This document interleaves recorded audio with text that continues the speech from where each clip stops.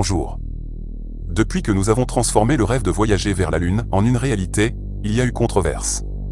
Certains croient que la plupart des images d'alunissage ont été falsifiées et d'autres croient que nous ne sommes même jamais allés là-bas, bien que les preuves officielles semblent suggérer que nous l'avons fait. Beaucoup d'initiés ont donc accusé la NASA d'avoir fait de fausses images des missions Apollo. Mais il semblerait, d'après certaines sources, que le problème n'est plus de savoir si nous avons bien atteint la Lune, mais plutôt de savoir ce que nous y avons découvert et dissimulé au public. La NASA et des agences de renseignements américaines ont donc été soupçonnées de dissimuler des images de films qui n'ont jamais été publiées. Robert Dean, un ancien commandant de l'armée américaine, qui a également servi à l'OTAN, au siège suprême allié de Powers Europe, était un lanceur d'alerte qui a fait d'incroyables révélations. Il était en effet un analyste de renseignement qui a eu accès à des informations confidentielles, hautement classifiées. Et jusqu'à sa mort, en 2018, il a toujours affirmé que la vérité était cachée au monde entier. En 2009, lors d'une conférence, Robert Dean a déclaré que le gouvernement américain et la NASA, que beaucoup disent que cela signifie « Never a straight answer », jamais une réponse claire, avaient procédé par erreur à l'effacement des bandes magnétiques du programme Apollo. Cela représentait plusieurs milliers d'images. Beaucoup de personnes dans le monde ont trouvé cela très suspect, mais étrangement, cette annonce qui était sortie dans les médias en 2006 n'a pas semblé choquer le Congrès américain, qui n'a rien dit, et l'information a fini ensuite par être oubliée. Mais selon Robert Dean, il ne s'agissait pas d'une erreur, mais plutôt d'une censure délibérée de la NASA et des autorités, qui ont décidé que le public n'avait pas le droit de voir ces images. Selon eux, ces images étaient perturbantes, socialement inacceptables, politiquement inacceptables. On sait que dans les années 60, la NASA a suivi les recommandations du rapport Brookings sur les conséquences de l'annonce officielle de preuves de vie extraterrestre, et a décidé qu'il fallait cacher la vérité au monde. Et certaines de ces images auraient révélé ce que les astronautes avaient croisé en allant vers la Lune, et ce qu'ils avaient découvert sur place, sur les sites d'alunissage. Lors de cette conférence, Robert Dean a expliqué que malgré cette censure, la NASA avait oublié un détail important. Ils avaient passé un contrat avec l'agence spatiale japonaise dans les années 60. Ce contrat stipulait que les Japonais devaient recevoir une copie de chaque pellicule et de chaque photo prise lors du programme Apollo. Et toutes ces images étaient encore en leur possession 50 ans plus tard, dans leurs ordinateurs. En effet, lors d'une conférence à Tokyo, Robert Dean a rencontré l'un des plus grands experts ufologues du Japon, et était même passé à la télévision nationale.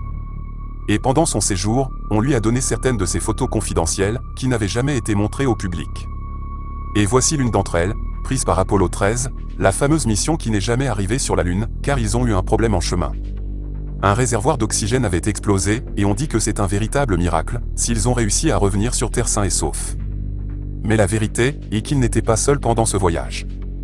En bas de cette photo, on peut voir les écritures en japonais, qui prouvent que cette image est authentique. Elle provient bien de l'agence spatiale japonaise, et il est indiqué que nous voyons des ovnis sur cette photo prise par Apollo 13. En haut à gauche, on peut voir la Lune. Et en dessous, il y a deux objets qui sont plutôt grands, et dont l'un semble être en forme de disque. Mais si on regarde à droite, il y a un autre objet mystérieux qui entre en scène, un objet de taille gigantesque. Voici le positif, et ici, le négatif. Selon les estimations, cet objet ferait environ près de 8 km de long. Alors maintenant, vous vous demandez pourquoi la NASA n'a rien dit. Mais comment pourrait-il parler de quelque chose comme ça?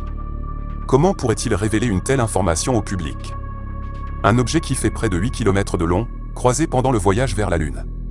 Comparons avec un porte-avions nucléaire américain, comme l'USS Nimitz.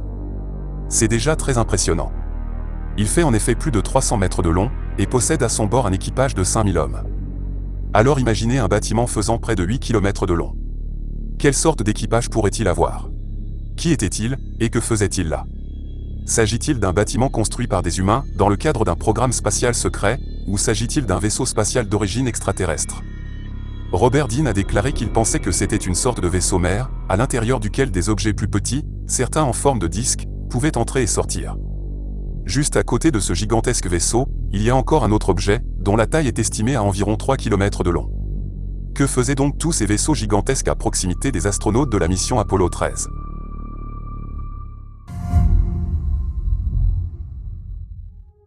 Dans les années 50, le colonel Ross Dodrickson était responsable de l'inventaire des stocks d'armes nucléaires aux États-Unis et des équipes de sécurité qui surveillaient la sécurité de ces armes, parmi d'autres fonctions durant sa carrière militaire. Lors d'une interview, il a déclaré ceci. « Peu de temps après mon retrait de l'armée de l'air, je maintenais toujours des contacts avec des amis et des associés aux différentes bases. Et le colonel Parker, qui était au commandement spatial, a mentionné un incident que j'ai confirmé plus tard. Un vaisseau spatial est allé à la rescousse d'Apollo 13, et ils les ont accompagnés pendant leur voyage autour de la Lune. Et de nouveau, pendant le voyage de retour vers la Terre, à 2 occasions, ils ont pensé qu'ils devraient transférer les astronautes vers leur vaisseau spatial. Mais finalement, ils les ont ramenés en toute sécurité vers la Terre. Le colonel Ross Dodrickson est l'un des nombreux dénonciateurs militaires qui ont fait des révélations surprenantes et dont les antécédents ont été confirmés par le Disclosure Project du Dr Stephen Greer. Son témoignage sur les ovnis, et en particulier sur les ovnis et les armes nucléaires, peut être corroboré par une foule d'informations et de preuves qui sont maintenant disponibles sur Internet. Beaucoup de ces dénonciateurs ont fait plusieurs apparitions en public, dans un effort pour divulguer ces informations au monde entier. L'exemple le plus connu étant l'audition citoyenne pour la divulgation au National Press Club à Washington DC en 2001. Le Dr Edgar Mitchell, le 6e homme à avoir officiellement marché sur la Lune lors de la mission Apollo 14, est l'un des anciens employés de la NASA à avoir parlé sur ce sujet. Il a en effet déclaré qu'il y a eu des engins écrasés qui ont été récupérés avec leurs membres d'équipage, que nous ne sommes pas seuls dans l'univers, et que des visiteurs venant d'ailleurs viennent sur Terre depuis très longtemps. Il y a quelques années, au National Press Club, il a demandé au public de s'informer en lisant des livres sur le sujet OVNI et de commencer à comprendre ce qui s'est vraiment passé ici sur notre planète, car il ne fait aucun doute que nous sommes visités. Il a également accompagné le Dr Stephen Greer lors de plusieurs réunions au Pentagone et a participé à son film Sirius Disclosure. Ce qui se trouve exactement sur la Lune reste donc officiellement un mystère pour beaucoup. Bien qu'en réalité, il ne s'agisse que d'un secret de polichinelle. En effet, les rumeurs de présence extraterrestre continuent de confirmer les soupçons que la vérité est cachée au public depuis longtemps. Par exemple, le Dr John Brandenburg, qui était aussi le directeur adjoint de la mission Clémentine vers la Lune, et qui faisait partie d'un projet spatial conjoint entre l'Organisation de défense antimissiles balistiques et la NASA, qui est allé chercher de l'eau sur les pôles de la Lune en 1994, est également l'un de ses lanceurs d'alerte. Il a révélé que la mission Clémentine était en réalité une mission secrète de reconnaissance photo pour vérifier la présence de structures artificielles sur la face cachée de la Lune. De mystérieuses structures qui ont été réalisées par quelqu'un d'autre. Brandenburg a également travaillé pour le gouvernement avec des autorisations de sécurité très secrètes sur divers projets, et il est également connu pour avoir inventé le propulseur de plasma électrothermique de micro-ondes en utilisant le propulseur d'eau pour la propulsion spatiale. Il a fait de nombreuses conférences où il évoque la question extraterrestre. Comme vous pouvez le constater, ce ne sont que quelques exemples parmi beaucoup d'autres, des gens sérieux, avec une grande crédibilité, qui essaient de révéler la vérité au monde entier. Une autre citation que j'aime habituellement citer est celle de l'ancien astronaute de la NASA et professeur de physique de Princeton, le Dr Brian O'Leary, qui a déclaré « Il y a de nombreuses preuves que nous avons déjà été contactés, que des civilisations nous visitent depuis très longtemps, et que ces visiteurs utilisent des technologies très avancées. Ils utilisent les toroïdes, ils utilisent des disques magnétiques corotatifs pour leur système de propulsion antigravité, ce qui semble être un dénominateur commun du phénomène OVNI. Et ils peuvent manipuler l'espace et le temps. » Brian O'Leary, qui était l'un des 11 astronautes nommés pour une éventuelle mission de la NASA sur Mars dans les années 60, est l'auteur de 3 livres qui parlent de notre lien avec les ovnis. Il a également donné des conférences sur le sujet dans le monde entier. L'ex-astronaute de la NASA était devenu depuis des années un des plus ardents promoteurs et activistes en matière d'énergie libre. Peu de temps avant son décès, en 2011, il a déclaré « Beaucoup de scientifiques gardent encore le silence pour éviter le sujet des ovnis et des extraterrestres, par peur du ridicule, ou parce que les phénomènes observés ne s'adaptent pas au paradigme existant, de ce que nous appelons réalité. Cependant, la propre science démontre clairement la réalité du phénomène OVNI. En effet, la preuve de vaisseaux hautement avancés qui visitent la Terre, et des contacts avec des extraterrestres est assez écrasante. Tout ce que vous avez à faire, est de regarder les faits sans préjugés.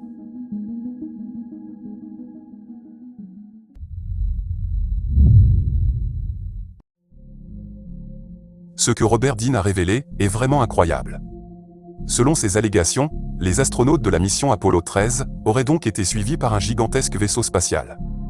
Cette affirmation surprenante, qui pourrait paraître totalement délirante pour la plupart des gens, est pourtant confirmée par une photo de la NASA et par le témoignage du colonel Ross Dodrickson, qui, je le rappelle, avait été affecté à la Commission de l'énergie atomique des États-Unis, entre autres fonctions, durant sa carrière militaire. Il a également témoigné qu'il avait observé des ovnis au-dessus des installations nucléaires dans lesquelles il était affecté. Et il a déclaré que les extraterrestres n'autorisaient pas les armes nucléaires dans l'espace. En outre, les extraterrestres auraient déjà sauvé la Terre à plusieurs reprises d'une apocalypse nucléaire. Un autre lanceur d'alerte, John Lear, un ancien pilote de la CIA, avait fait aussi d'incroyables révélations qui semblent confirmer les rumeurs de programmes spatiaux secrets. Lors d'une interview, pour l'émission de radio Coast to Coast, il avait affirmé qu'en 1962, les États-Unis possédaient déjà des ovnis militaires secrets, avec une technologie antigravité, qui ressemblait aux ovnis extraterrestres. Bien que ceux-ci ne pouvaient pas encore à l'époque se déplacer plus vite que la vitesse de la lumière, ils auraient quand même été assez rapides pour voyager vers la Lune, en moins d'une heure, et pouvaient effectuer des voyages réguliers vers la planète Mars, en 1966. Ainsi, le programme Apollo, et tous les autres programmes spatiaux de la NASA, avec la technologie obsolète des fusées, ne seraient donc qu'une diversion pour détourner l'attention du public et cacher l'existence des programmes spatiaux secrets. Si tout cela est exact, cela voudrait dire que Neil Armstrong n'était probablement pas le premier homme à avoir marché sur la Lune. Et des bases secrètes pourraient s'y trouver. Il semble donc qu'il existe un ou plusieurs programmes spatiaux secrets, avec des flottes de vaisseaux spatiaux qui voyagent dans l'espace depuis au moins 70 ans. Et tout cela, sans que le public n'en soit informé. À l'origine, les recherches sur l'antigravité semblent avoir commencé en Allemagne dans les années 20 pour aboutir à la construction de soucoupes volantes. Certains pensent que les Allemands auraient repris les recherches de Nikola Tesla, qui précédemment avait déjà fait des recherches sur l'antigravité et avait un projet de construction de soucoupes volantes. Une autre théorie suggère que les nazis auraient reçu de l'aide d'une race d'extraterrestres négatifs. Quoi qu'il en soit, dans les années 40, ces engins pleinement opérationnels auraient été capables de se déplacer dans l'espace et d'atteindre rapidement la Lune, la planète Mars et d'autres systèmes stellaires.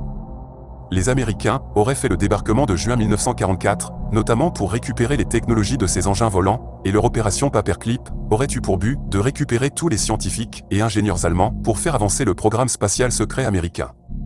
Avant la fin de la guerre, un groupe d'Allemands dissidents avait déjà déplacé toutes ces technologies en Antarctique, où des bases secrètes nazies auraient été construites.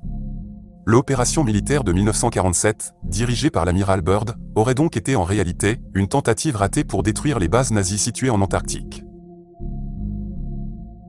L'incroyable révélation de Robert Dean semble donc être corroborée par les nombreuses déclarations faites par d'autres lanceurs d'alerte, des ufologues et certaines personnalités d'envergure qui avaient déjà tenu des propos similaires. C'est notamment le cas de Paul Hellyer, l'ancien ministre canadien de la Défense entre 1963 et 1967, qui, à plusieurs reprises, a demandé à tous les gouvernements de la planète de révéler leurs liens avec des civilisations extraterrestres. Citons aussi le célèbre lanceur d'alerte Bob Lazar, un ingénieur qui affirme avoir travaillé dans la zone 51 sur des engins extraterrestres, afin d'en reproduire leur technologie.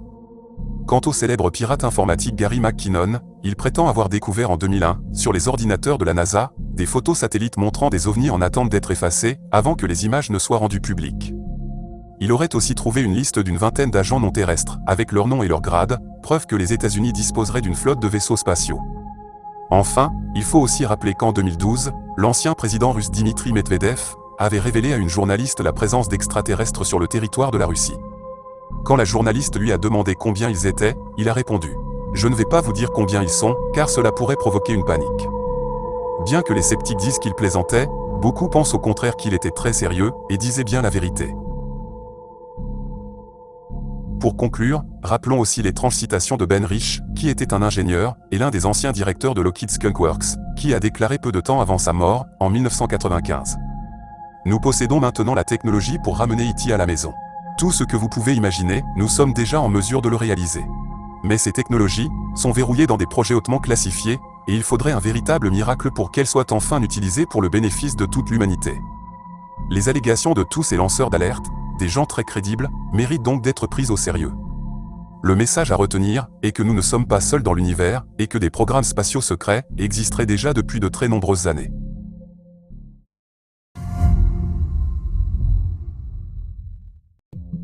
Les astronautes de la mission Apollo 13 n'ont évidemment jamais parlé de leur étrange rencontre dans l'espace. Et si tout est vrai, on se doute qu'on a dû leur dire de se taire. Cette incroyable histoire ne sera donc probablement jamais confirmée de manière officielle. Cela fait maintenant une vingtaine d'années que la divulgation a commencé.